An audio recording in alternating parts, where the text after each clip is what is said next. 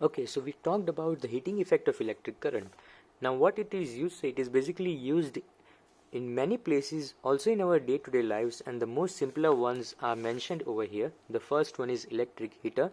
An electric heater is a device which is used in winters to keep our rooms warm. Basically, it is quite simple. Electric heater. The next one is toaster, which heats up our bread and makes a crispy toast for us. That is what the simple device. It works on the same principle as the heating effect of electric current. The third one is electric iron. Yes, the iron which you use to press your clothes and remove the creases after washing them. So that electric iron which gets really hot, that is also the same thing. It is based on the heating effect of electric current. And the fourth one that I have written is electric oven. Remember, not the microwave oven. I wrote it by mistake. It's not the microwave oven. It's electric oven. Microwave oven is totally different technology. This is electric oven, which actually heats up the whole compartment. That is electric oven. So electric oven is also the device. But these are actually quite complexes. The most simplest one that you have heard of and used in our day-to-day lives is the electric bulb. The bulb that we use in our sockets, the yellow colored bulb, the simplest one, a very cheap one, which looks like this, a simple bulb.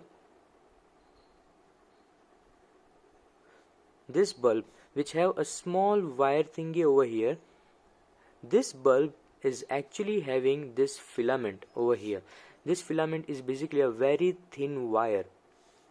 We have studied in the previous videos that if the area increases, then the resistance decreases, but if the area decreases, then resistance also increases. If you remember this part, factors on which the resistance depends, then the length increases, then the resistance increases. In the same way, area is inversely proportional. So if the area increases, then the resistance decreases, but if the area decreases, then resistance increases. And that is why the bulb which we use in our day-to-day lives have a small wire which is very thin, and when we pass electric current through it, it lights up because it is very thin, so the resistance is very high. And when we know that if the resistance is high, then heat energy increases. Obviously, we are not using the bulb for its heating effect, we are using the bulb for its light energy.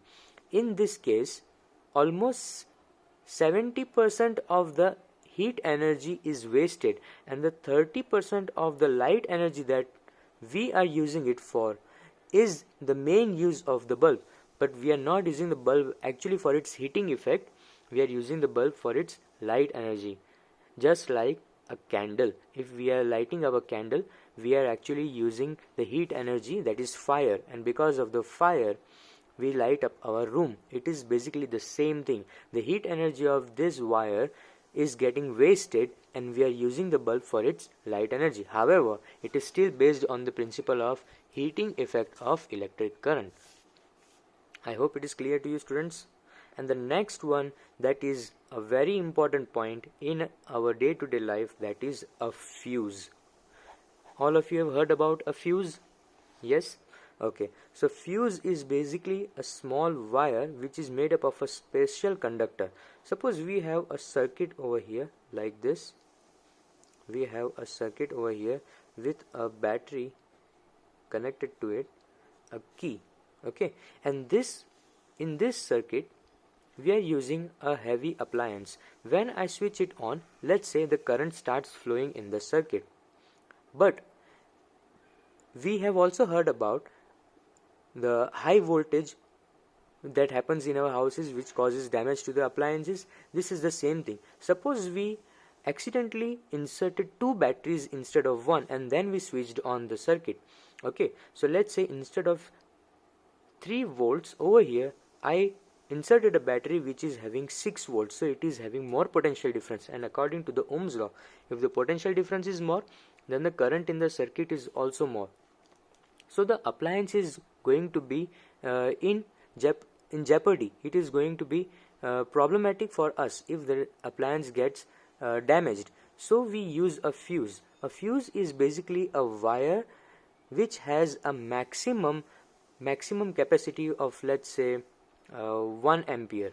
I have given this wire a maximum capacity of 1 ampere.